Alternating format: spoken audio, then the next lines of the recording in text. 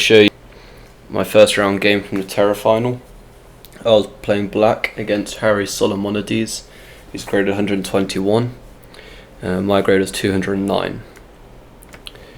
So the game starts with my opponent playing e4. I played e6, French defense, d4, d5, e5, c5. So this is the advanced variation. Now knight f3, knight c6 and c3. So another move here is to play bishop d3 and just gambit the pawn on d4. But after this, white responds by pushing these pawns and then eventually recapturing the pawn on d4. I prefer playing against the c3 variation. So now I play bishop d7. So sort of waiting to see what my opponent does, and delaying queen b6. So after bishop e2, knight g7, castles, knight f5. So I'm now hitting the pawn on d4. D takes c5, and now bishop takes c5. b4, so now attacking my bishop, and now bishop e7. If white tries any g4 ideas, I can always just play knight to h4. So my opponent plays a4, which seems to be building an attack on the queen side, but it's not really doing much as a4 move. So I just castle, and after bishop f4, f6, so trying to break up white's centre. He takes f6, bishop takes f6. And already now I've got this really nice diagonal for my bishop, and I'm threatening knight takes b4 because of the pin on the rook. So my opponent plays b5, attacking the knight, knight c e7, bishop e5, so trading pieces, knight g6, bishop takes f6, now just queen takes f6. Okay, so my opponent now plays knight to d4, and I don't want to swap any more pieces off, so I play knight d6, and now I'm controlling both these squares. I can bring my rook to c8 and put a lot of pressure on the c3 pawn, and also preparing to gain a tempo of e5 and kick the knight. So f3, which is a strange move. I guess he wanted to stop my knight coming to e4. So now on rook c8, just putting pressure on this pawn, rook a2, and now e5.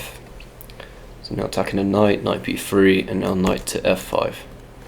So now I'm going for knight to e3, and if queen takes d5, then bishop e6 is just winning a piece because the knight is rook in this diagonal. So my opponent plays queen to d2, stopping my knight coming to e3. Now let's play bishop e6, threatening d4 and a discovered attack. Rook b2, and now h5. So I want to try and march this pawn up here somewhere, put my knight into f4 and bring my queen across and put a lot of pressure on white's king. a5. So once again, he's wasted a lot of time with these pawn moves. You know, nothing's happening over here. He's not achieving anything by playing those moves. So now h4. So let's get along my plan. b6, a takes b6, a takes b6, and you know, all those moves have just been wasted. Now I can play knight f4, and already I'm threatening just queen to g5, and there's a lot of pressure on the g2 pawn. So knight a5, which again doesn't really seem to make any sense. Yes, he's putting pressure on this pawn, but you know, he really needs to start defending his king side. So I play queen e7. The reason I played this is I was trying to catch him out. Not only I'm defending my pawn, but I'm now threatening to go queen c5 check and win the knight. So, and if you goes knight b3, then I can go queen g5 and not have to worry about him ever capturing that pawn and getting a passed pawn.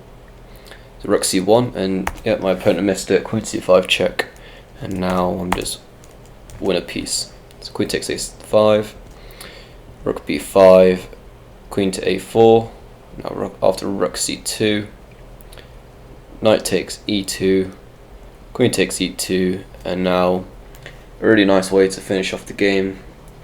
you pause the video and try to find the move. Okay, so the winning move, well, the game's already won here, but a really nice move to finish off the game, which is knight to d4. For now, you see the fork of all the rooks and the queen, and then if pawn takes the knight, then I've got rook takes rook. And white's position just falls apart and he's just lost here. So my opponent resigned, and that was my first win in the tournament. So I'll be posting my other videos soon on the other rounds, so please like and subscribe, and I'll see you next time.